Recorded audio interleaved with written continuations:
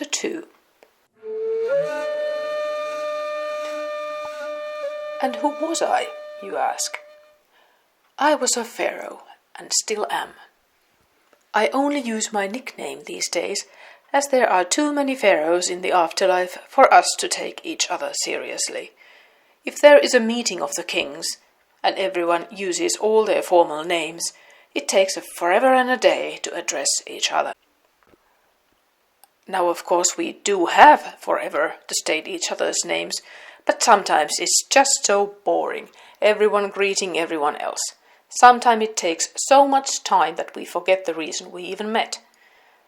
So, after a few hundred years of being polite to every king we meet, we usually start calling each other by nicknames.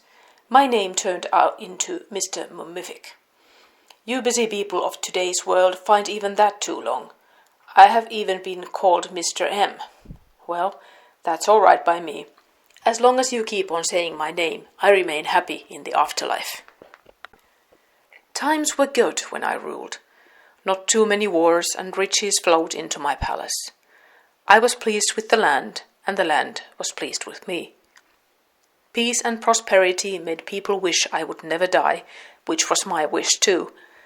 I declared myself a living god, as was proper for someone in my position, and though I knew in my heart of hearts that I would die one day, I expected that day to be far in the future. Why wouldn't it? I had good food, was protected by my soldiers, and had interesting discussions with the wisest people of the land. All was well. There was nothing to threaten me, and a horde of servants took great care of my comfort. They even hid me from the missus if I was too tired to listen to her stories of weaving linen, and who had married whom, and what our chosen heir had been up to. The heir I had chosen unfortunately died before me, so we had to make do with the one son we had left. Later on, when he became king, I heard he created quite a turmoil in the land. But what can you expect from someone who spent his childhood days with his nose in old manuscripts, and who didn't take part in any wars? Too much reading and too little physical exercise as a youngster can give you strange ideas about life. So I enjoyed my life, ate good food, and drank the best wines. I had hundreds of wives to entertain me with song and dance and storytelling. My body was handsome and round. This was much respected in the land of Kemet, or as you now call it, Egypt. Having enough food to gain weight was nowhere near as common as it is in your times. Only the well-to-do could afford to eat that much. My only trouble was my teeth. I enjoyed honey. Honeyed wine, honey cakes, plain old honey. Unfortunately, that had an effect on my chewing tools. That and the sand that was in everything I ate. Living in a river valley in the midst of a desert had its problems. Sand was literally everywhere. In the food, in the houses, in the clothing, and even in areas of my body that I do not dare mention. You'll have to use your imagination. Anyway, I woke up one morning feeling unusually light and pleasant. I rose from the bed and headed for the balcony to watch the sunrise. It was sort of a pharaonic duty to greet the rising sun and show it respect. So there I was, moving along the corridor, wondering why my body felt so light. Usually, walking was rather a slow business.